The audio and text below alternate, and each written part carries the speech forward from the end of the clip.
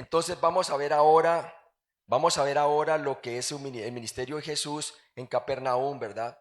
Y vamos a ver los primeros milagros, controversias del día sábado y la elección de los discípulos. Bien importante porque vamos a aprender a cómo hacer discípulos y vamos a ver cómo el Señor hizo los primeros milagros para confirmar la palabra de Dios, que Él era el Mesías y que el reino de los cielos estaba por aparecer si ellos creían en el Mesías, ¿verdad? Y vemos claramente aquí entonces en nuestro bosquejo los primeros milagros el día sábado y la elección de los 12 discípulos aquí en la zona de Capernaum. Entonces vamos a ver claramente lo que la palabra de Dios nos va a enseñar.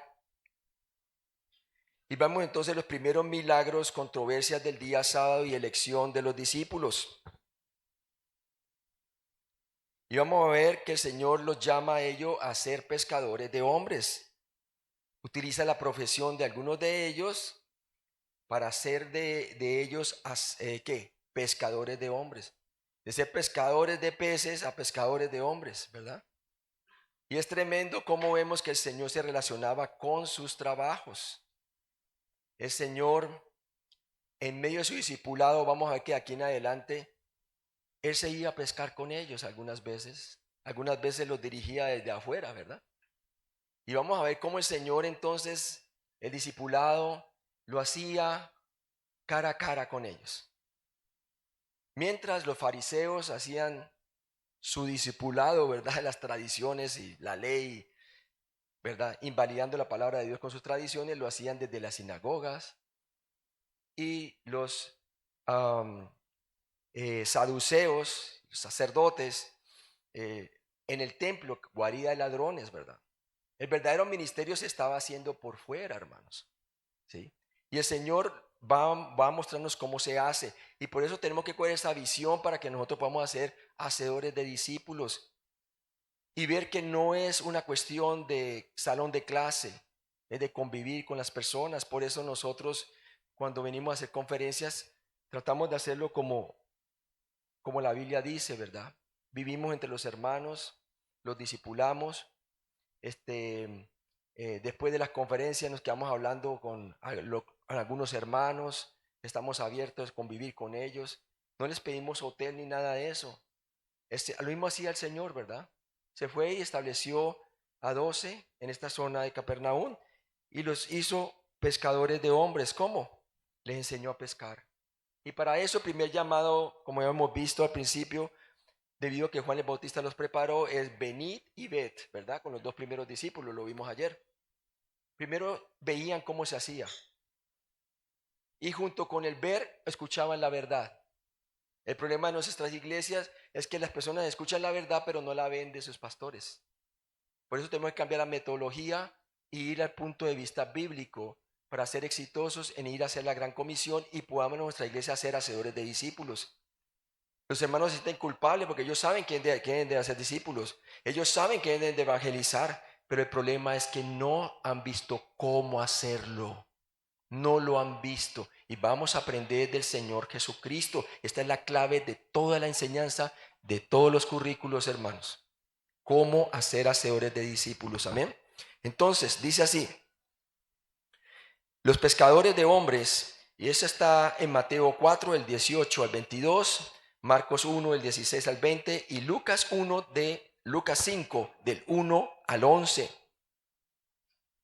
Vamos a coger como texto el de Lucas, porque Lucas siempre lo da más cronológicamente, como vimos, que Lucas fue escrito a una audiencia que, ¿a quién le escribió Lucas? A los griegos, a Teófilo. Teófilo era un hombre educado, un hombre que quería saber cómo los acontecimientos se colocaron en orden. Y en su primer tratado, como dice el libro de Hechos, le habló, refiriéndose al Evangelio de Lucas, le habló cómo se colocaron las cosas en orden cronológico. Menciona también quién estaba gobernando en ese tiempo para mostrarnos que es un registro histórico. Entonces dice, Lucas escribió una porción sobre el segundo año del ministerio de Jesús, durante el cual comenzó a demostrar su autoridad sobre la naturaleza, los demonios, las enfermedades, etcétera. ¿Por qué? Porque ese era el evangelio del reino. No hay que confundirlo con el evangelio de la gracia de Cristo. Ambos requieren de la gracia de Dios y la salvación por fe. Pero el evangelio del reino habla de que el reino estaba a la puerta. Cristo vino a ofrecer el reino. Quiere decir que si los judíos, el liderazgo de Israel y la nación hubiera aceptado a él como rey, creyendo de que él era el Cordero de Dios que quita el pecado del mundo, el reino hubiera venido, hermanos, ¿verdad? Pero le rechazaron. Vamos a ver más tarde que a lo último ya las blasfeman contra el Espíritu Santo, atribuyéndole que él echaba fuera demonios en el nombre de Belcebú, y cometen la blasfemia contra el Espíritu Santo y les caen las maldiciones predichas por Deuteronomio capítulo 28. ¿Y cuáles eran las maldiciones? Bueno, bendiciones eran si obedecían por la fe, ellos serían nación cabeza, no nación cola. Serían bendecidos sus cultivos, permanecerían en la tierra y serían luz a los gentiles. Eso es lo que esperaba el Señor en la primera venida, pero en lugar de ser luz a los gentiles, ¿qué pasa? Era guarida de ladrones el templo, ¿verdad? Habían cambiado las tradiciones de los hombres por la palabra de Dios. Y por eso envió a Juan el Bautista a preparar el camino del Señor desde afuera. ¿Por qué? Porque el sistema que debiera demostrar la luz del Mesías al mundo gentil era guarida de ladrones. Entonces el Señor necesitaba hacer una reprensión desde afuera.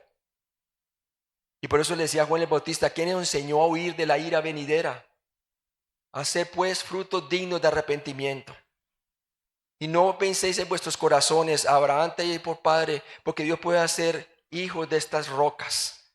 Ellos estaban confiando que ellos pensaban que podían cumplir la ley y que ellos realmente era por las tradiciones y todo esto que eran salvos, y pensaban que porque eran de la sanguinidad de Abraham, todos los judíos eran salvos, sobre todo ellos, porque ellos eran los líderes. Ellos eran los del camino ancho y de la perdición, ¿verdad? En cambio, Jesús le está enseñando el camino angosto que señalaba a la obra del Mesías como tutor. Ellos perdieron el espíritu de la ley, que era ¿qué? Que como ayo tutor los llevara a Cristo.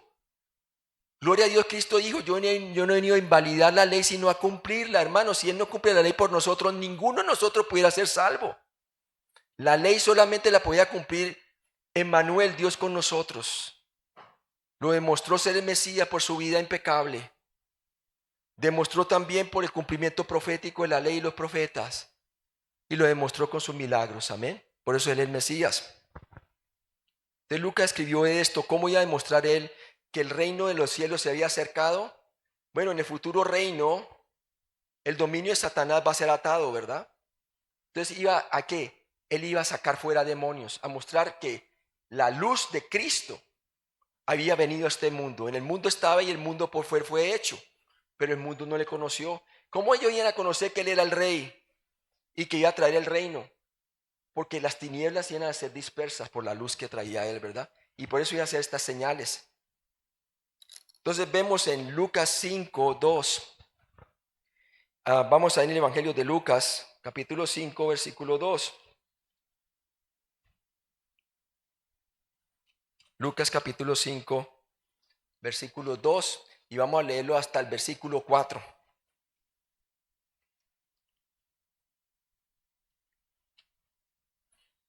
Muy bien. Entonces, ¿están allí? Amén. Y nos dice: y vio dos barcas que estaban cerca de la orilla del lago. Y los pescadores, habiendo descendido de ellas, lavaban sus redes. Y entrando en una de aquellas barcas, la cual era de Simón, le rogó que le apartase de tierra un poco, y sentándose enseñaba desde la barca a la multitud. Cuando terminó de hablar, dijo a Simón: boga mar adentro y echad vuestras redes para pescar. El terreno misionero de Jesucristo era el campo laboral, ¿verdad? El campo laboral. Estaba afuera. El ministerio tuyo y el mío está afuera, hermanos. No acá adentro. Acá adentro estamos discipulando la iglesia a los que ya son creyentes. Pero el ministerio para ganar almas está afuera. Y es necesario no solamente que los que ya están salvos dentro de la iglesia local y que se edifican dentro de la iglesia local, tienen que ver a sus líderes afuera, para que ellos sepan cómo hacer hacedores de discípulos afuera. para que ellos vean cómo se evangeliza y cómo se disipula esos nuevos creyentes. Y eso es lo que iba a hacer el Señor seleccionando a 12.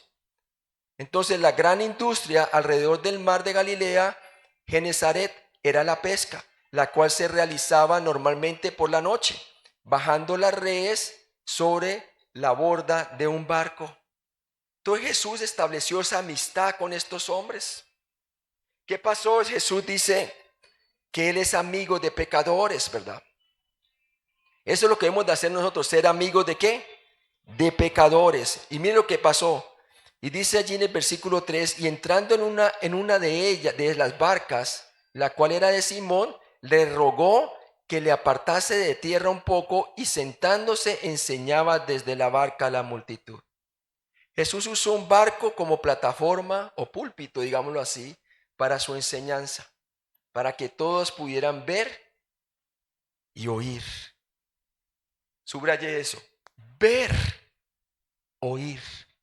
Nuestras congregaciones solamente por lo regular oyen, pero no lo ven en nosotros. Y por eso le estamos enseñando la vida de Jesús para que vamos al método bíblico de hacer discípulos afuera. Versículo 4. Cuando terminó de hablar, dijo a Simón: boga mar adentro y echad vuestras redes para pescar. Los pescadores habían pasado toda la noche pescando sin éxito. Pero ¿qué diferencia hace cuando Cristo está en nuestros trabajos? Amén. Vamos a ver lo que pasó. Entonces usted ve muy bien allí cómo el Señor llegó hasta allí y estaba en ese mar, ¿verdad? Y estaba con ellos y le iba a enseñar a ellos. Fue primero con ellos. Él tomó cuidado de ellos, se dio cuenta. Él sabía, él no tenía que contarles a él. Ellos no tenían que contarle a él de que no habían agarrado ningún pescado todo ese día, ¿verdad? Él ya lo sabía, él es Dios Todopoderoso. Pero él establecía una amistad con un propósito divino. Hacer la voluntad del Padre como estaba establecido por la profecía, que la tierra de Capernaum iba a haber gran luz. El Mesías iba a demostrar verdaderamente un milagro para llegar a ser de ellos pescadores de hombres. Los líderes de la iglesia tienen que estar involucrados en la vida cotidiana de sus miembros. Saber qué es lo que hacen en sus trabajos, para que ellos puedan conocer a Jesús en sus trabajos y en sus hogares también, ¿verdad? Esas eran las plataformas del Señor Jesús de hacer hacedores de discípulos. Les enseñaba con su vida. Ahí ve usted el mar de Galilea, bien bonito allá en Israel, ¿verdad? Los vascos pesqueros. Jesús primero estableció una amistad con ellos. Él no llegó a decirles: ustedes, las 4 leyes para que sean salvos, ¿verdad? Y llegó así de una a evangelizarles. No, primero estableció una amistad con ellos. Esa es la metodología de Jesús, ¿verdad? Que estaba realmente en contra de cómo hacían los fariseos y los escribas, ¿verdad? Totalmente errados, ¿verdad? Lucas 5:5a, respondió Simón y le dijo: Maestro, toda la noche hemos estado trabajando. De hecho, el mandato de Jesús no hacía sentido para Pedro, ya que su experiencia le indicaba que a esa hora los peces se encontraban en aguas profundas, lejos del alcance de sus redes de pesca. Acuérdense, este no es el primer contacto de Pedro con Jesús. Por eso pasamos viendo cronológicamente. Vimos que Juan los dirigió a ellos y luego uno de ellos, el hermano de él, creo que era Andrés, le trajo a Jesús. ¿A quién? A Pedro, ¿verdad? Y el Señor le mostró su credencial del profeta con P mayúscula, diciéndole quién era hijo. Mejor dicho, le dijo: tú eres Cefas, ¿verdad? Te llamarás Pedro. Le profetizó fuera eso. Y le dijo que era hijo de Jonás. También sabía quién era su padre como profeta. El énfasis del ministerio terrenal de Jesús fue el de profeta, ¿verdad? A la samaritana también: 5 maridos has tenido, el que ahora tiene no eres tu marido. Y así sucesivamente, el del profeta. Ahora es el de sumo sacerdote porque ya ascendió al cielo, ¿verdad? Y cuando venga a reinar será el de rey, cuando establezca su reino milenial. Entonces vemos claramente cómo el Señor les decía. De hecho, el mandato de Jesús no hacía sentido para Pedro, ya que su experiencia le indicaba que a esa hora los peces se encontraban en agua profundas, lejos del alcance de sus redes de pesca. Por eso cuando Jesús les dijo, vamos a pescar, era porque ya lo conocían. Su hermano Andrés se lo había presentado a Jesús. Y ya Juan lo había señalado que era ¿qué? El Mesías. Pero ¿qué le pasaba a Pedro, al hermano ya Pedro, porque ya era creyente, ¿verdad? Todavía su fe no hacía fortalecido, todavía seguía en la pesca. Hermano, no lo habían llamado, no hay nada de mal, no lo habían llamado al Señor todavía para que fuera su discípulo. Apenas lo va a llamar, ¿verdad? Pero Jesús se asoció en qué es lo que está haciendo él, estableció una relación personal con él, una amistad. Esta es la manera de evangelizar primero con las personas, ¿verdad? Y discipular, porque ya era un creyente. Ahorita él está enfocado, es que no hemos sacado nada, Señor. Entonces, ¿qué dice allí? Dice, maestro, toda la noche he estado trabajando y nada hemos pescado, más en tu palabra echaré la red. ¿En tu qué? Tu palabra. Este ya estaba aprendiendo por lo menos que primero se creía para después ver lo que Dios hacía. Eso es fe. Es fe en su palabra, no es fe en fe. No es fe bueno, yo espero que, no, es fe en su palabra. Lucas 5:5b, pero demostró fe sometiéndose a la orden del Señor a pesar de lo que el Señor le mandaba hacer, no tenía sentido. Pues no habían sacado nada, pero no cuestionó porque él sabía que era el Mesías. Pedro no permitió que sus dudas interfirieran con su obediencia al mandato claro de Jesús. Lucas 5, del 6 al 7. Y habiendo hecho, encerraron gran cantidad de peces y su red se rompía. Entonces hicieron señas a los compañeros que estaban en la otra barca para que viniesen a ayudarles y vinieron y llenaron ambas barcas de tal manera que se hundía. Viendo esto, Simón cayó de rodillas ante Jesús diciendo, apártate de mí, Señor, porque soy hombre pecador. ¿Qué diferencia de ir de pesca caminando con Jesús? ¿Qué diferencia es cuando nosotros en nuestro campo laboral, sea lo que usted haga, hacer las cosas para la gloria de Dios cuando tiene comunión con Cristo? Lucas 5:8. El reconocimiento de Pedro de Jesús como Mesías resultó en la comprensión de su propio pecado o depravación. Apártate de mí, Señor, porque soy hombre pecador. Lucas 5, del 9 al 10. En lugar de sacar peces y ponerlos a muerte, Jesús llamó a esos 3 hombres a unirse a él para sacar hombres espiritualmente muertos del mar del pecado y darles vida. Utilizó su profesión como ilustración para hacer de ellos hacedores de discípulos, pescadores de hombres, empezando con la evangelización. Los iba a enseñar cómo ganar almas. En el 9 y 10 dice, porque por la pesca que habían hecho, el temor había apoderado de él y de todos los que estaban en él, y asimismo de Jacobo, Juan, hijos de Zebedeo, que eran compañeros de Simón. Pero Jesús dijo a Simón, no temas, desde ahora serás pescador de hombres. Serás, le dijo. Le habló de una predicción, como el profeta, una predicción inmediata. Serás. No le dijo, si quieres ser mi discípulo, serás proféticamente. Y comenzó el proceso de reclutar a los primeros creyentes a la gran comisión de llevar el evangelio del reino, ¿verdad? Lucas 5:11. Y cuando trajeron a tierra las barcas, dejándolo todo, le siguieron. Este llamado a ser pescadores de hombres vino un año después del primer llamado que dio Jesús para que le siguieran. escogió a pocos para que estuviesen con él.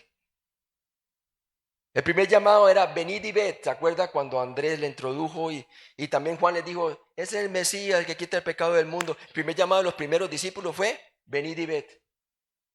Ahora el segundo es que va a establecer a 12 para que estuviesen con él.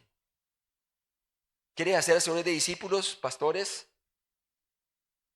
Debe de pasar tiempo con ellos.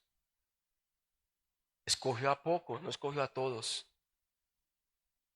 Debes de establecerlo así y va a ser exitoso. Este llamado a ser pescadores de hombres vino un año después del primer llamado que dio Jesús para que le siguieran.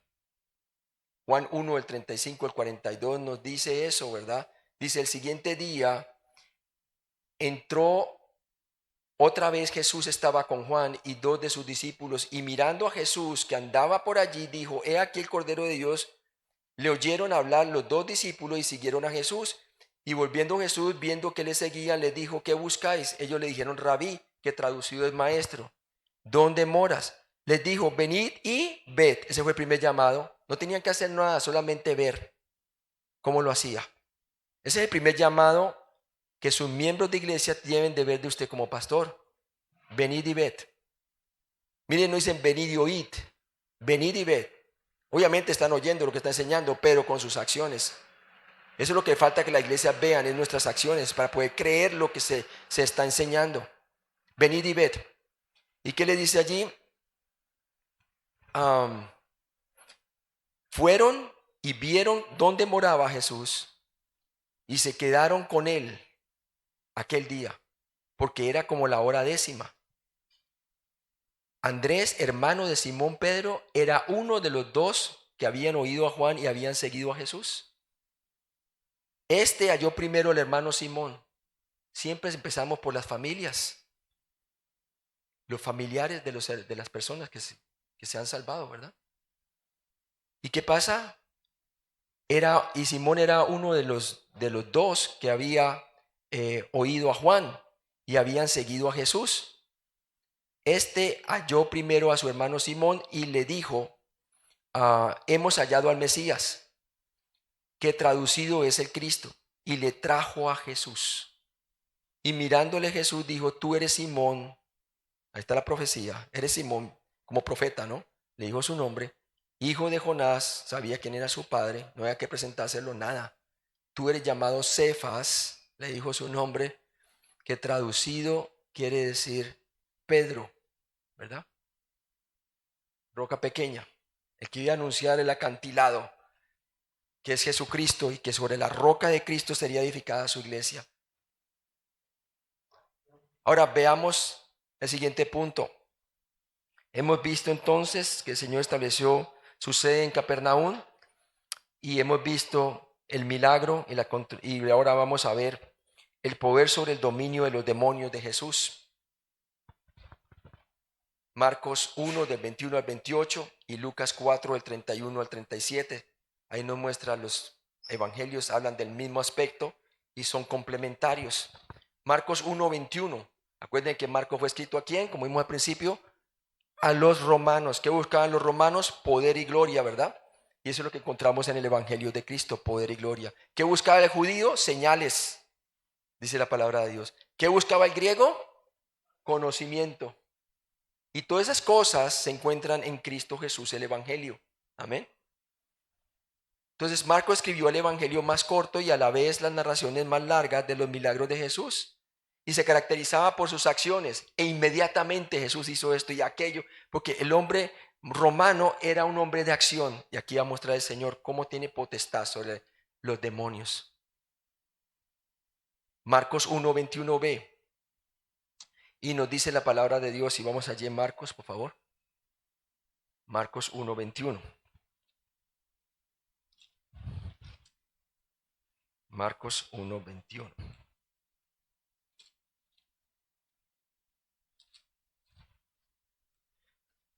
No, ok. Aquí va. 1:21. Y entraron en Capernaum y los días de reposo, entrando en la sinagoga, enseñaba. O sea que entró en Capernaum y siempre donde iba Jesús, primero iba a la sinagoga, y los días de reposo, entrando en la sinagoga, enseñaba. Fue escrito para mostrar el rol de Jesús como siervo. Marcos usó palabras de acción como entrando para enfatizar el servicio del gran siervo de todos los tiempos, Jesucristo, mostrando que a todo momento servía. Así es que le iba a demostrar a sus discípulos, primeros discípulos, que cómo se sirve. Tenían que verlo. Lo mismo nosotros debemos de enseñar a nuestros congregantes, ¿verdad? Marcos 1:21c. Una vez más Jesús fue a la sinagoga a enseñar. Que le hayan permitido enseñar demuestra que fue ampliamente reconocido como una autoridad espiritual. Pero vamos a ver qué ya sucederá aquí en contraste a qué. A Nazaret, que fue rechazado en su propia tierra, ¿verdad? Marcos 1:22a. Y se admiraban de su doctrina, porque les enseñaba como quien tenía autoridad y no como los escribas. Así como decía el profeta Isaías, ¿verdad? Como vimos al principio. Tierra de Neftalí, tierra de Zebulón, resplandeció gran luz. Su mensaje iba a ser bien recibido. El profeta lo había dicho antemano, amén. Y dice ahí claramente, se admiraban de su doctrina porque les enseñaba como quien tiene autoridad y no como los escribas. ¿Por qué? Porque vivía lo que predicaba. Vivía lo que predicaba. Y cuando tus miembros vean que tú vives lo que predicas, ellos mismos, de entre ellos, van a haber algunos que van a querer ser hacedores de discípulos como tú lo eres. La enseñanza de Jesús les asombró. Tenía autoridad. Marcos 1:21b. A diferencia de la enseñanza de los faescribas, que eran los maestros ordenados de la ley mosaica, la enseñanza de Jesús poseía autoridad. Griego, exousia. El maestro verdadero es aquel que tenía y enseñaba con su vida, con su experiencia. Es más, Jesús le decía, escuchen lo que dicen los fariseos, pero no hagan lo que ellos hacen. Por eso no tenían autoridad. Por eso seguían a Jesús. Me temo que en muchas de las iglesias, por eso la gente no quiere saber de nosotros en cuanto al discipulado. Porque decimos, pero no hacemos. Los escribas no enseñaban de su propia autoridad sobre una escritura en particular, sino que recitaban las opiniones aprendidas de otros hombres. Así que es que paulatinamente comenzaron las tradiciones de los hombres a tomar raíces en lugar de la palabra de Dios. Como dice el Señor, las tradiciones de los hombres invalidar la palabra de Dios. Marcos 1:22 dice, como quien tiene autoridad enseñaba a Jesús y no como los escribas. Marcos 1:22d. Los escribas gramateus, en el griego, se oponían ¿a quién? A Jesús.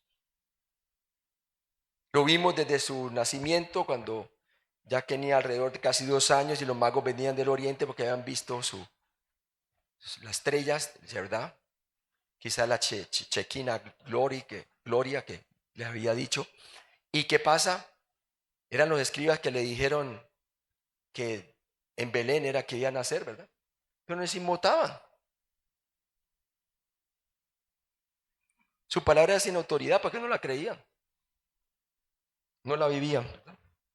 El hombre poseído de demonios no podía resistir la poderosa enseñanza autoritativa de Jesús. Jesús iba a demostrar que él era el Mesías y el reino había arribado y estaba a punto de arribar el reino si ellos aceptaban como Mesías, echando fuera demonios.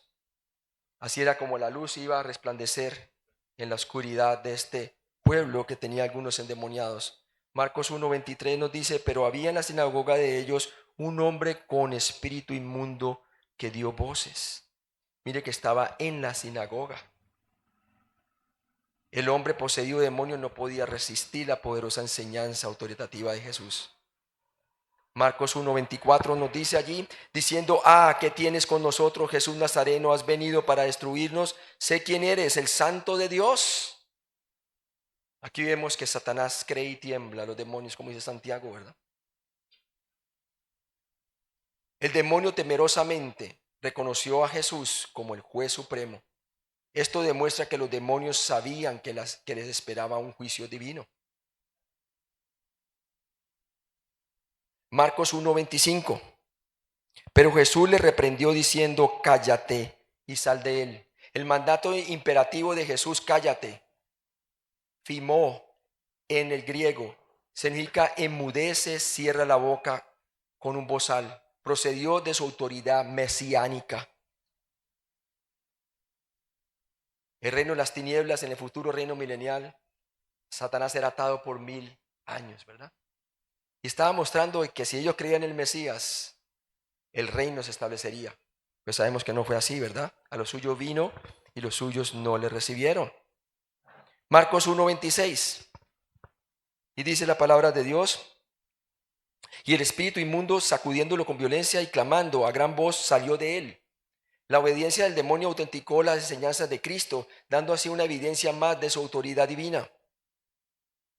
Lucas 4:35.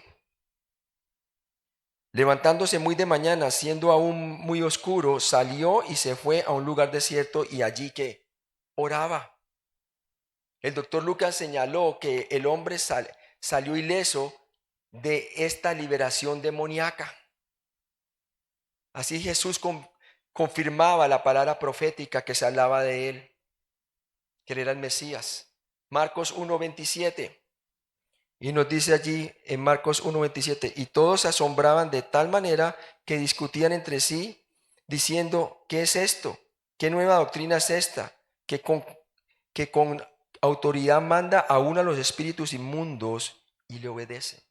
Este milagro provocó una larga discusión respecto a la autoridad de Jesús. Marcos 1:28. Y muy pronto se difundió su fama por toda la provincia alrededor de Galilea. El milagro de Jesús estaban confirmando sus credenciales mesiánicas. El Mesías había arribado. La sanación de la suegra de Pedro, pasamos al siguiente punto. Entonces primero llegó a la sinagoga, expulsó el demonio, fue recibido bien su doctrina, a comparación en Nazaret, que fue rechazado en su propia tierra. Ahora vemos la sanación de la suegra de Pedro. Sería otra señal mesiánica que el Señor iba a hacer bien claro que en el futuro reino milenial ninguna persona padecerá enfermedad, ¿verdad? Marcos 1:29, y nos dice la palabra de Dios allí. Marcos 1:29, al salir de la sinagoga, vinieron a casa de Simón y Andrés con Jacobo y Juan. Aquí vemos el ministerio de Jesús en las casas. Nosotros queremos ser discípulos de Cristo, debemos de ministrar en las casas de los hermanos. Y dice allí que fue a la casa de Simón y Andrés, con Jacobo y Juan. Pedro estaba casado y tenía una casa en Capernaum. Entonces nos muestra claramente que era un hombre casado. ¿Cómo va a tener suegra si no fuera casado, verdad? Marcos 1:30 nos dice la palabra de Dios. Y la suegra de Simón estaba acostada con fiebre y enseguida le hablaron de ella. El uso del tiempo imperfecto en el griego indica que la suegra de Pedro había estado enferma durante algún tiempo. Lucas 4:38. Y muy pronto se difundió su fama por toda la provincia alrededor de Galilea. Hermanos, ¿por qué muchas veces nuestro ministerio no tiene buena fama? Es porque no visitamos a los hermanos que están enfermos. Estamos hablando de hermanos creyentes. Ya Simón y Andrés eran creyentes, ¿verdad? ¿Qué hermano va a hablar bien de su pastor si su pastor no está allí? O un diácono está allí. No necesariamente el pastor tiene que hacerlo todo, no me malinterprete. Pero si usted no tiene hacedores de discípulos y solamente usted es pastor y tiene un diácono, dos diáconos, primero usted tiene que enseñarle a sus diáconos, pero tiene que enseñarle con su vida. Algún día tiene que empezar usted primero, si no nunca va a ser hacedor de discípulos. Pero regular una iglesia que no hace discípulos eventualmente muere. como la iglesia de Sardis, de las obras incompletas, y que tenía cosas para morir, ¿verdad? Tenía que cambiar de pensamiento, hacer las cosas como la Biblia lo dice. Entonces, ¿qué pasó con ella? El doctor Lucas señaló que la fiebre era alta, lo que indicaba una enfermedad grave. En el 438 nos lo dice allí claramente. Él les dijo, vamos a los lugares vecinos para que predique también allí, porque para eso he venido, ¿verdad?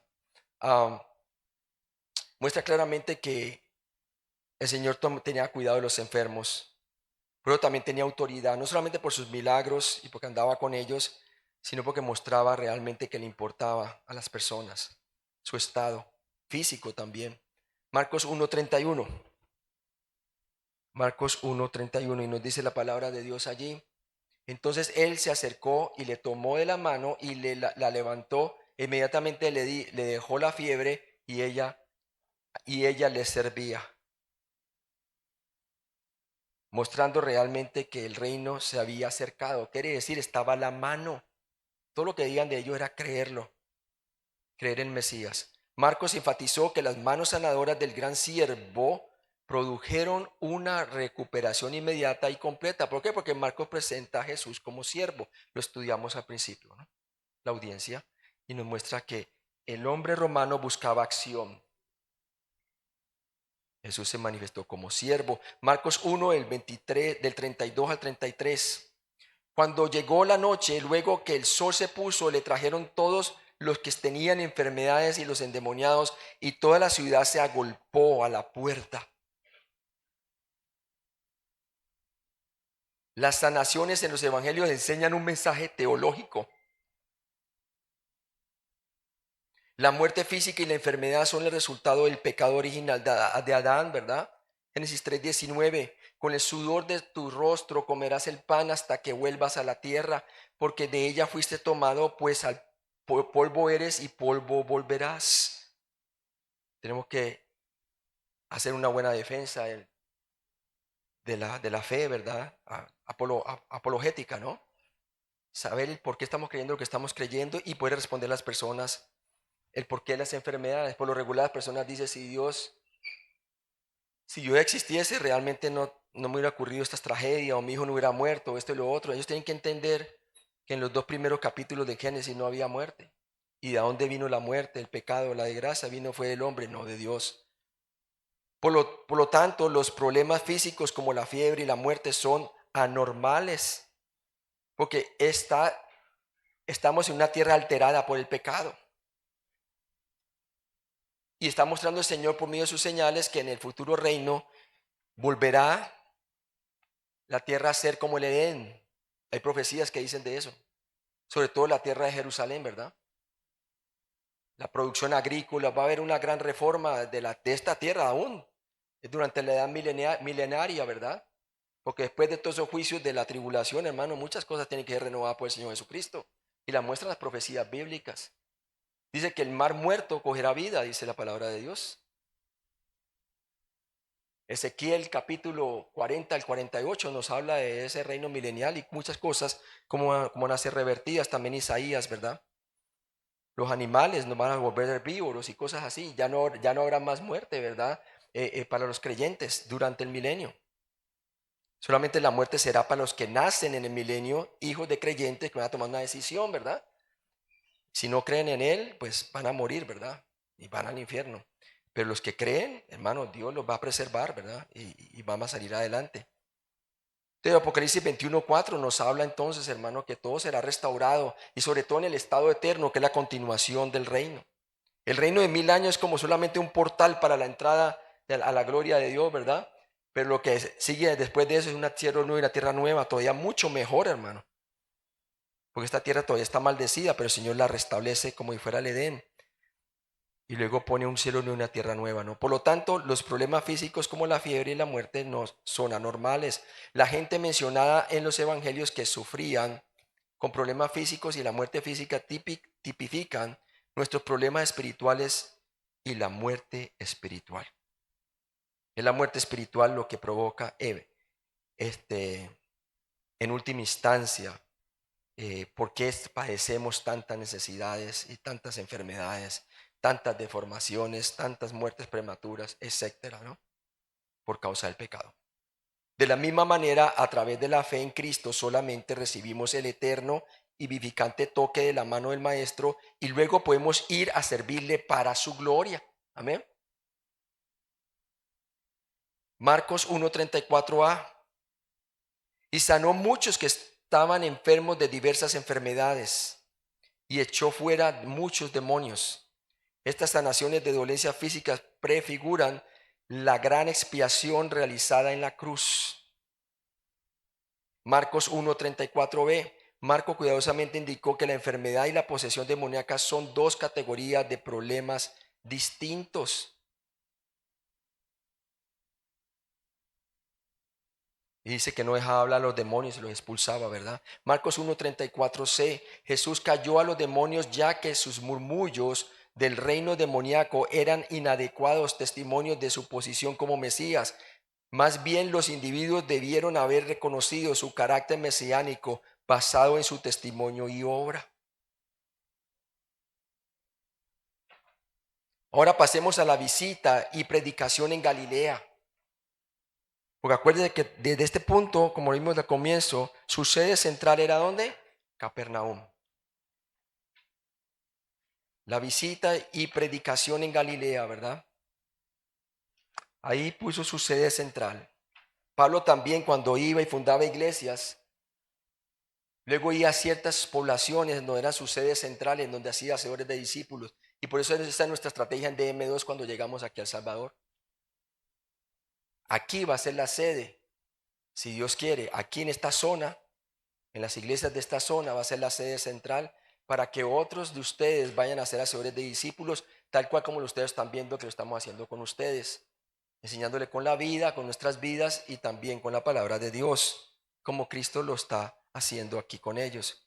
Marcos 1:35a, Marcos registró a Jesús orando en tres ocasiones diferentes, al principio de su ministerio, Marcos 1:35, en medio de su ministerio, Marcos 6:46 y al final de su ministerio, Marcos 14, del 35 al 39.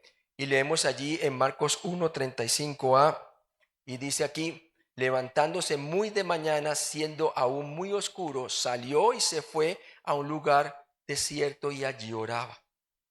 Si él siendo hijo de Dios, oraba en dependencia del Padre, ¿cuánto más nosotros, hermanos? Necesitamos la oración. Antes de que ustedes se reunieran aquí, con los hermanos tuvimos dos reuniones, con los hermanos líderes de que estamos ahorita, con los que tenemos contacto, con los que conocemos, incluyendo al hermano aquí de esta iglesia que nos está dando el anfitrión, el hermano Miguel, ¿verdad? Oramos para que el Señor trajera éxito a esta conferencia. Oramos por ustedes para que asistieran. Oramos para los que estaban indecisos, que el Señor les confirmara. La oración es indispensable. No es opcional. Es indispensable para que el poder de Dios se manifieste. Si no, mire el día de Pentecostés, cómo oraban los hermanos, ¿verdad? Antes de que empezara el Pentecostés y después del Pentecostés también, cómo perseveraban en oración para que el Señor les diera palabra y les diera valentía para compartir y discipular. La oración es importantísima. Marcos 1:35b, Marcos contrasta las oraciones privadas de Jesús con las largas oraciones públicas de los escribas que oraban para ser vistos y admirados. Buscaban lo suyo propio y no lo de los demás. Marcos 1:35c, la oración era una faceta importante de la vida de Cristo. Lo es en nuestras vidas, hermanos. Marcos 1:36, los discípulos tuvieron que buscar a Jesús y le buscó Simón y los que con él estaban. Acuérdense que el Señor apenas lo estaba formando, ¿verdad? Pero el Señor le estaba dando ejemplo con su vida. Hay que tener paciencia con los hermanos, pastores. Aquellos pastores que me dicen, pero pastores que tenemos unas costumbres tan fuertes aquí. ¿Y acaso no las tenía Jesús con ellos? Pues? Así nos va a enseñar el Señor. Pero eso no le impedía seguir orando. Si no se desanimaba. Él dijo que iba a hacer, venir en pos de mí y os haré ¿qué? pescadores de hombres. Os haré, porque Él es el Señor. Amén. Él sabía. Los discípulos tuvieron que buscar a Jesús. Marcos 1, 37 al 39. Aunque muchos en Capernaum todavía necesitaban ser sanados y liberados, habían otros lugares en Galilea donde el Señor tenía que ir y a enseñar. Dice, y le buscó Simón y los que con él estaban, y hallándole, le dijeron, todos te buscan. Él les dijo, vamos a los lugares vecinos para que predique también allí, porque para esto he venido. Y predicaba en las sinagogas de ellos en toda Galilea y echaba fuera demonios. Él está preocupado, es por hacer la voluntad del Padre. Él no le ponía atención a las sugerencias de los discípulos. Pero nos decía que cuando hizo el primer milagro, dice que él no se fiaba de ellos. ¿Por qué? Porque todavía no estaban listos para encomendarle responsabilidad. Pero no quiere decir que los abandonó o los trató de inmaduros o de inconstantes. Vamos a ver cómo él tenía paciencia y los animaba, ¿verdad? Porque usted ve aquí que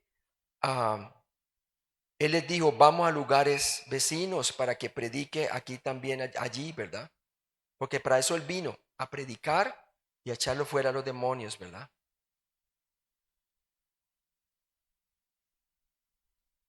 Aquí desglosando, digamos un desglose de la oración tan importante.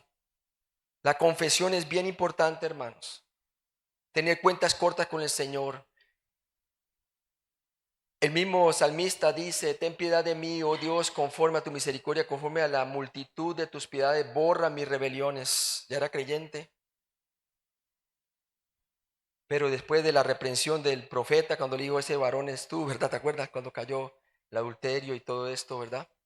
Y mató, fuera eso. A partir de allí comenzó él a coger más seriedad en su vida ministerial. Después de tanta disciplina, perdió su propio hijo por causa de su pecado. Y también ya había perdido autoridad sobre sus hijos también. Pero a pesar de eso, el Señor lo restableció, le devolvió el gozo de su salvación. Devuélveme el gozo de tu salvación, Señor, ¿verdad? En mi corazón. Y aprendió entonces a partir de allí a tener confesiones cortas con el Señor.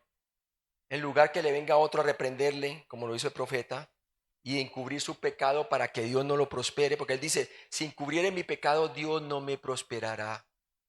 Hermano, nada de esto sirve, esta enseñanza, si usted no tiene cuentas verticales con el Señor personalmente, diariamente. Y eso es lo que dice en la primera de Juan 1:9.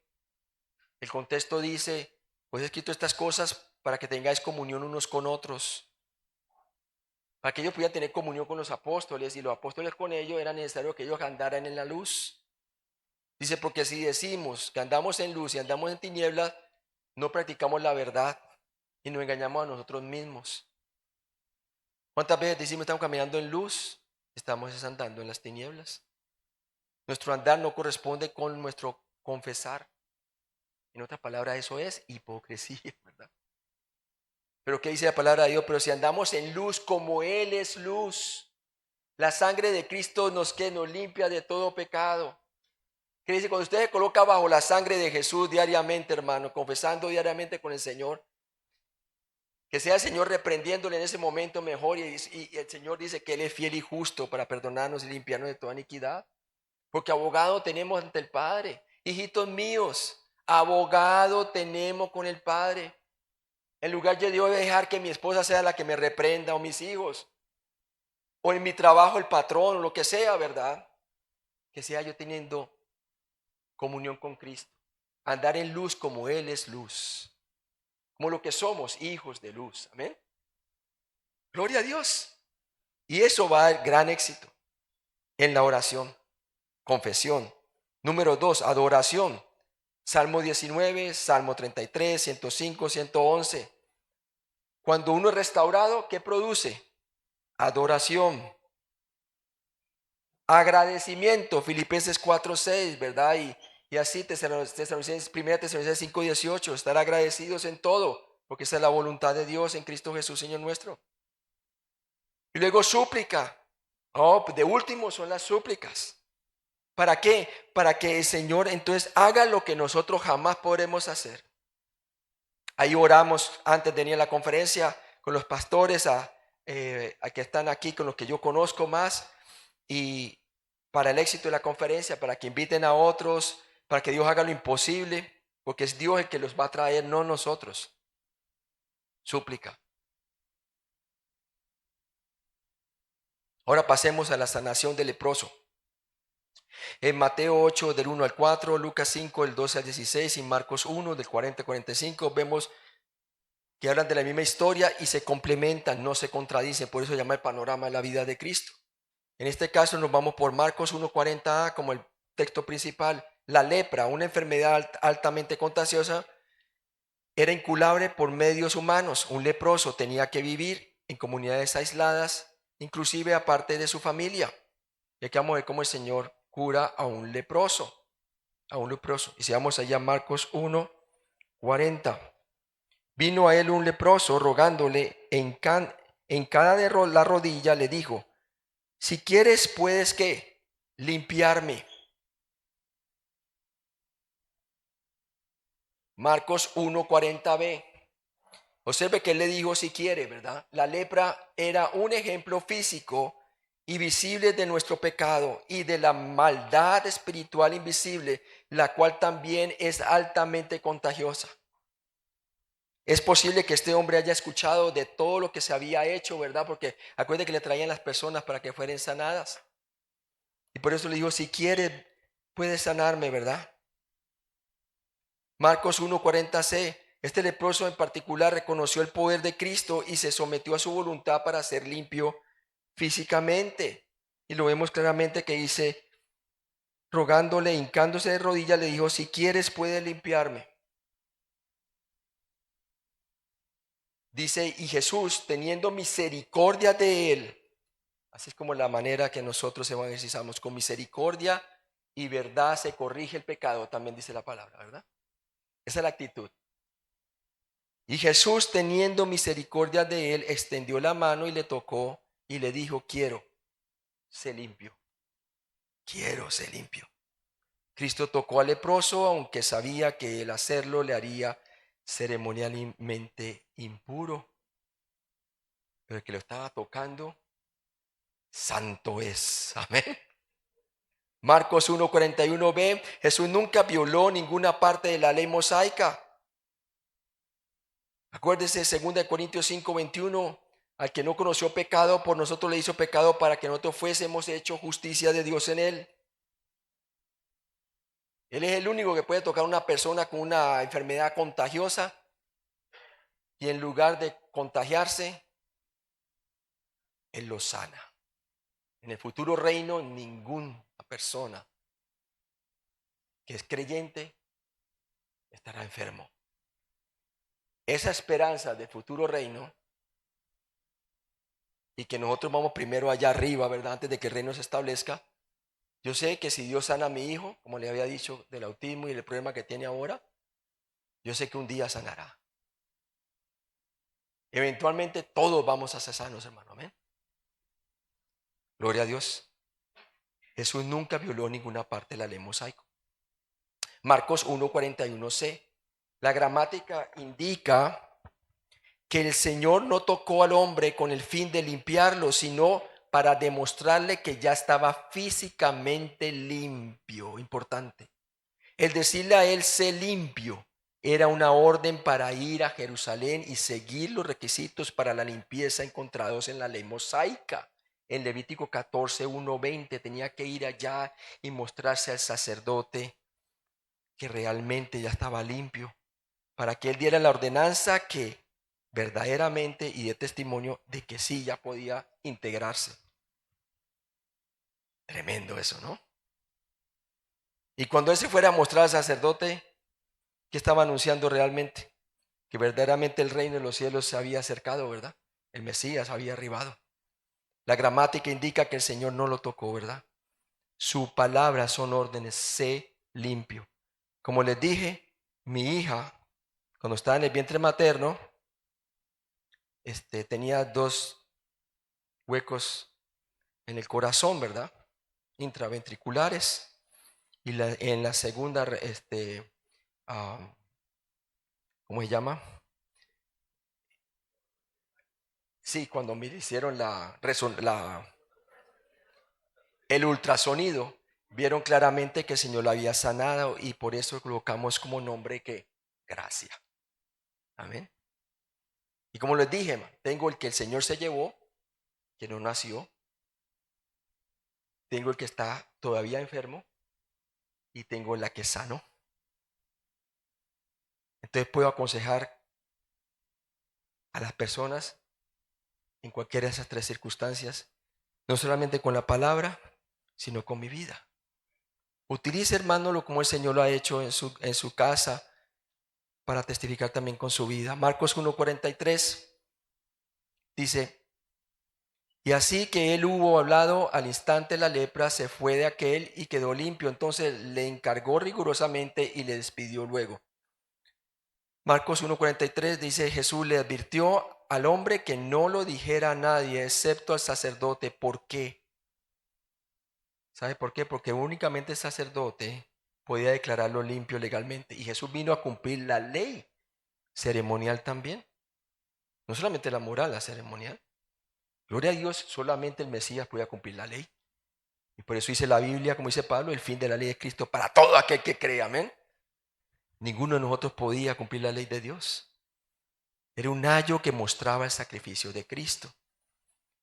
Entonces, Marcos 1:44a, de acuerdo a la ley mosaica, solo un sacerdote podía declarar a una persona leprosa y solo un sacerdote podía declarar a un leproso limpio. Ambas cosas, ¿verdad?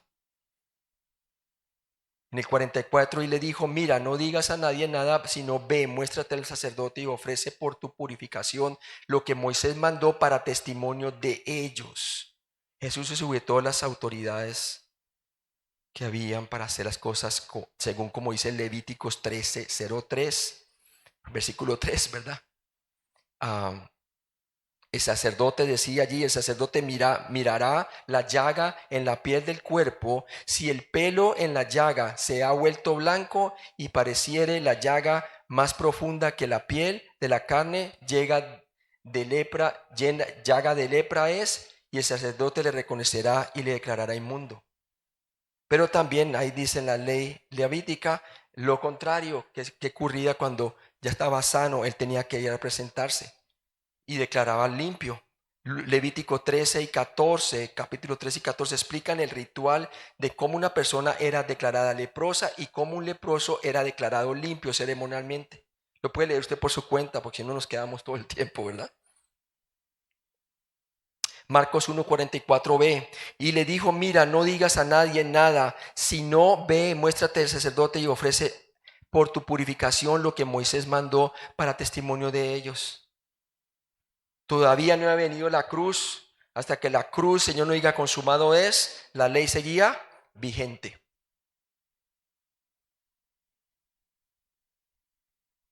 Marcos 1:44c, la sanación del leproso señaló a los sacerdotes que el Mesías había llegado. Como dice Isaías 61:1, como vimos al principio, ¿verdad? El Espíritu de Jehová, Señor, está sobre mí, porque me ha ungido Jehová y me ha enviado a predicar buenas nuevas a los abatidos, a vendar a los quebrantados de corazón, a publicar libertad a los cautivos y a los presos, apertura de la cárcel. Los ciegos ven, los cojos andan, los leprosos son limpiados. También le pasó eso cuando el Señor le fortaleció a Juan el Bautista, cuando dijo en la cárcel, ¿verdad? ¿Será que, dígale, los discípulos le dijeron, él le dijo a sus discípulos: vaya, pregúntenle si era él o hemos de esperar a otro, ¿verdad? Porque ellos muchas veces no veían la distancia entre un Mesías sufriente y un Mesías que iba a reinar. Entonces decía: estoy en la cárcel y yo he creído que él es el rey. ¿Dónde está su reino entonces, verdad? Y hace las señales del Señor y dígale y cuéntenle a él: los demonios son sacados, los ciegos ven y todo. Le animó de que en el futuro reino hasta los muertos van a ser resucitados, porque estaba a punto de morir. Jesús ya sabía de antemano cómo lo iban a matar, aún antes de que Herodes decidiera cortarle la cabeza. La desobediencia del hombre dice: la desobediencia del hombre impío. Oh, sí, claro, gracias. Marcos 1:45, la desobediencia del hombre impidió la enseñanza del Señor, forzándole a abandonar la zona. Dice, pero oído él comenzó a publicarlo mucho y a divulgar el hecho. Antes de ser declarado por el sacerdote, se adelantó, de manera que ya Jesús no podía entrar abiertamente en la ciudad, sino que se quedaba afuera en los lugares desiertos y venían a él de todas partes. ¿Qué pasaba? También estaba el riesgo que lo querían hacer rey antes de ir a la cruz, hermano. Y realmente es lo que empezó a suceder. Por eso él también le dijo, vaya, no solamente para dejar que sea la autoridad que lo declare limpio, ¿verdad? Pero así el tipo nos aguantó. Y de verdad, si él no se aguantó, hermano, nosotros también no debiéramos de aguantarnos, sino de proclamarlo por todo lado, ¿verdad? Tampoco le reprendió el Señor porque lo hizo, ¿verdad? Todo estaba, él sabía todo, estaba en control de todo. Ahora vemos la sanación del paralítico. Mateo 9, del 1 al 8, Marcos 2, del 1 al 13 y Lucas 5, del 17 al 26. Marcos 2, 1 nos dice, entró Jesús otra vez. Ahí está la acción del libro de Marcos, otra vez, ¿no? En Capernaum, después de algunos días, y se oyó que estaba en casa. Jesús retornó a Capernaum para enseñar la palabra de Dios. Hay que enseñar la palabra de Dios, hermano, ¿sí? Marcos 2, 2a. El pretérito imperfecto les predicaba, indica que él enseñó durante mucho tiempo. Le enseñaba y con su vida testificaba. Vivía entre la gente.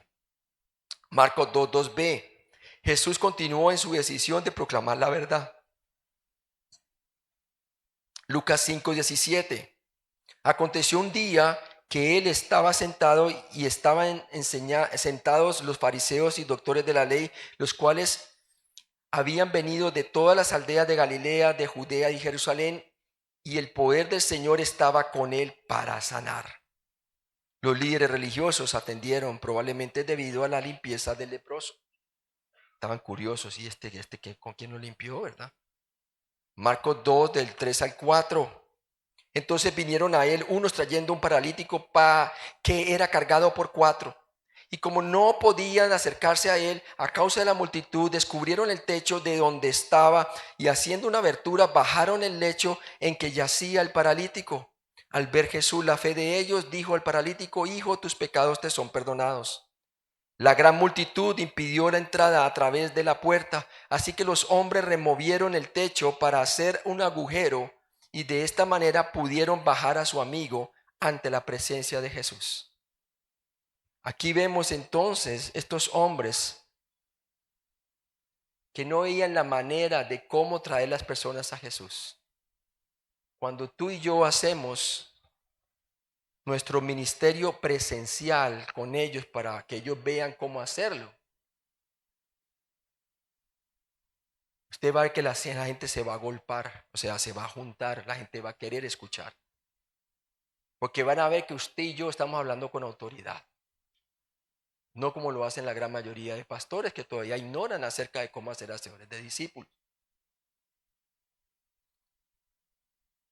Y usted se va a dar cuenta después que cuando sus propios discípulos, que comienzan ellos a tratar de traer más gente para que vean a Jesús, entonces usted dice, ay, hermano, están empezando a ser hacedores de discípulos ahora. ¿Sí? No me están siguiendo a mí, están siguiendo a Jesús. Hoy en día muchos pastores tienen muchos seguidores, pero no de Jesús, sino de ellos mismos. Mueren o caen en pecado y se acabó la obra de Dios.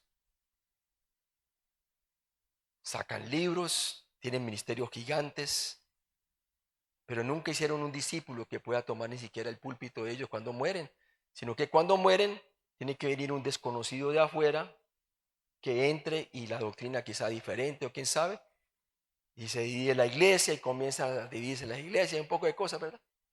¿Por qué? Porque no han hecho hacedores de discípulos. Hermano, ¿quiere que su iglesia continúe y sea generacional? ¿Quiere que su iglesia, y hermano, acuérdese que sus hijos, usted va a morir un día? ¿Qué le va a enseñar a sus hijos? Usted no va a estar para siempre aquí. ¿Quién va a ser el Timoteo que va a tomar el lugar del púlpito tuyo? ¿Cuál va a ser el futuro de tus hijos?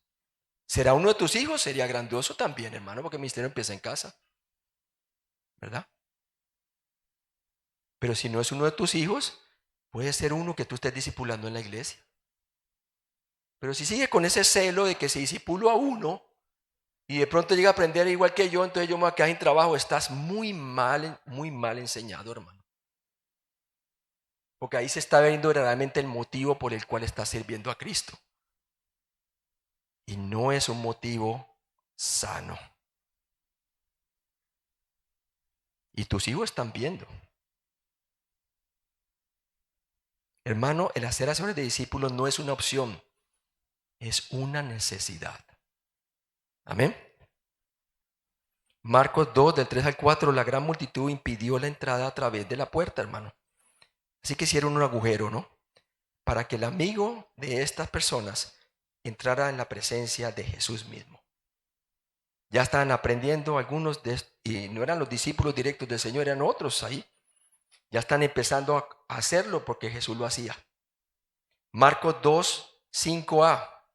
Y dice allí, veamos lo del 4, dice: y como no podían acercarse a él a causa de la gran multitud, descubrieron el techo de donde estaba y haciendo una abertura bajaron el lecho en que yacía el paralítico al ver Jesús la fe de ellos. ¿Por qué lo hicieron ellos? Por fe en Jesús. Quizá eran discípulos de Juan, el Bautista, ¿verdad? Y ya estaban andando por sí mismos por la fe en Jesús. Eso ya es un discípulo bien encaminado. Al ver Jesús la fe de ellos, dijo el paralítico: hijo, tus pecados te son perdonados. La audacia y creatividad de los portadores del paralítico demostró su fe. Pistis, del griego pistis. ¿Quiere que tus miembros lleguen a llevar gente a Jesús? Pues tienen que verlo primero de ti. Por medio de nuestra fe en el contenido del Evangelio, Dios nos salva de la pena del pecado. Romanos 1:16. Porque no me avergüenzo del Evangelio, porque es poder de Dios para salvación a todo aquel que cree, judío primeramente, pero también al griego. La fe permite que los justos posicionalmente puedan vivir rectamente. El justo por la fe vivirá.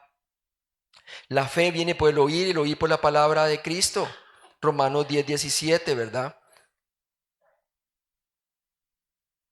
Romanos 2:5b, el Señor no sanó al paralítico de inmediato, pero le dijo que sus pecados habían sido perdonados. ¿Por qué? Él sabía que había unos fariseos ahí, ¿verdad?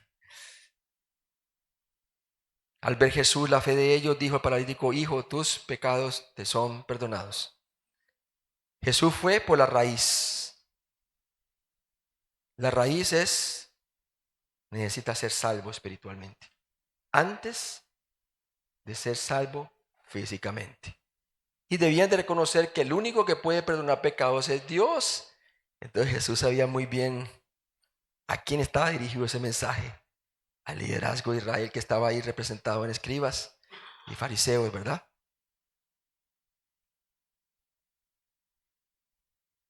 Marcos 2:6. Estaba allí sentado algunos de los escribas, los cuales cavilaban en sus corazones. Los líderes religiosos pensaban dentro de sí que solo Dios podía perdonar pecados. Marcos 2:7. ¿Por qué habla este así? Blasfemia dice: ¿quién puede perdonar pecados sino solo Dios? Si Jesús no fuera Dios, él blasfemó. Sin embargo, lo era y es Dios eternamente. Ahora, la pregunta es: ¿cómo lo demostraría que realmente los pecados han sido perdonados? Cualquiera puede decir: tus pecados te son perdonados, pero ¿cómo podría demostrar Jesús que verdaderamente sus pecados sí habían sido perdonados? Bueno, lo voy a confirmar con el milagro. El milagro era para confirmar la palabra de Jesús y que Él sí tenía poder para perdonar pecados. Por lo tanto, Él es Dios. Este es un buen versículo para decirle a los testigos de Jehová, ¿verdad? Jesucristo es Dios. Marcos 2:7 lo dice, ¿no? Si Jesús no fuera Dios, Él blasfemó, sin embargo lo era y es Dios eternamente. Marcos 2:8. Y dice, y conociendo luego Jesús en su espíritu que cavilaban de esta manera dentro de sí mismo, les dijo, ¿por qué caviláis así en vuestros corazones?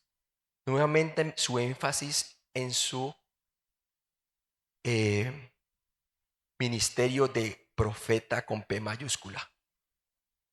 Lee los corazones de los hombres. ¿Por qué caviláis en vuestros corazones, verdad? Jesús todo lo ve, hermano, todo lo sabe. El Señor conocía sus pensamientos. No solamente tenía autoridad para perdonar pecados demostrando siendo Dios, sino que también revelaba los pensamientos de los hombres. El Señor conocía sus pensamientos. Ellos pensaban que Él no podía perdonar los pecados. Marcos 2:9. Luego los reta con una pregunta. ¿Qué es más fácil? ¿Decir al paralítico tus pecados te son perdonados? ¿O decirle levántate, toma tu lecho y anda? Obviamente que era más fácil decirle tus pecados te son perdonados. Porque, ¿cómo lo puedes comprobar? Pero si lo sanaba, estaba comprobando que verdaderamente perdonaba pecados. El milagro confirmaba la palabra de Dios. Y Jesús tiene potestad para perdonar pecados. Su palabra es la palabra del Mesías, el Dios encarnado. Amén. Marcos 2:9. Entonces por eso les dice que es más fácil decirle al paralítico tus pecados te son perdonados, decirle levántate, toma tu lecho y anda. Y Cristo probó que él podía perdonar pecados haciendo algo igualmente imposible. Hizo que el paralítico caminara. La lógica judía decía que un hombre demostraba que podía hacer algo difícil haciendo otra cosa igualmente imposible. Marcos 2:10. Pues para que sepáis, subraye tiempo presente, sepáis que el Hijo del Hombre, connotación mesiánica, tiene potestad en la tierra para perdonar pecados, dijo el paralítico. El propósito del milagro era mostrar a los líderes religiosos que él era el Mesías, que el reino estaba por arribar si creían en él como Mesías. Y dice aquí, Marcos 2:10b, Jesús se llamó a sí mismo el Hijo del Hombre, su nombre favorito que apoyaba su afirmación de ser el Mesías, el que tiene la misma naturaleza del Padre, el unigénito, el monogenes. Daniel 7:13 nos habla de las bestias, ¿verdad? Las 4 bestias que reinarían los reinos desde Babilonia hasta Roma, ¿verdad? Estaban bajo el imperio romano cuando Jesús estaba aquí. Y dice la palabra de Dios en Daniel 7:13, miraba yo en la visión de las noches y aquí en las nubes del cielo venía uno como hijo de hombre que vino hasta el anciano de días y le hicieron acercarse delante de él. Entonces esa connotación del Hijo del Hombre es la connotación mesiánica de que Jesucristo es el Mesías. Marcos 2:10c. Cualquier persona que humildemente buscaba al Mesías lo reconocía, pero la mayoría de la gente era arrogante y solo buscaba a un Mesías político para liberar a Israel del poder romano. Ese era el problema. Ellos no se veían de necesidad de médico, como les dijo en Nazaret, ¿verdad? Pues ¿quién era el que buscaba a Jesús? Los enfermos, los necesitados. Y aquí el Señor estaba a demostrar que Él sí tenía poder para perdonar pecados, levantando a este hombre. Marcos 2, del 11 al 12 dice, a ti te digo, levántate, toma tu lecho y vete a tu casa. Cristo realizó el milagro rápidamente con resultados instantáneos. Entonces él se levantó enseguida y tomando su lecho salió delante de todos de manera que todos se asombraron y glorificaron a Dios, diciendo nunca hemos visto tal cosa. Ahora pasemos al llamado de Mateo. Primero les demostró y ahorita comienza a llamarlos. Primero tienen que ver cómo lo haces, pastores y líderes, para que ellos lo hagan. Marcos 2:13. El propósito principal del Señor era enseñar didasco, la verdad de la palabra de Dios. Y esa sección le toca al hermano. Amén. Listo, pues. Ahí vamos. Pasa rápido.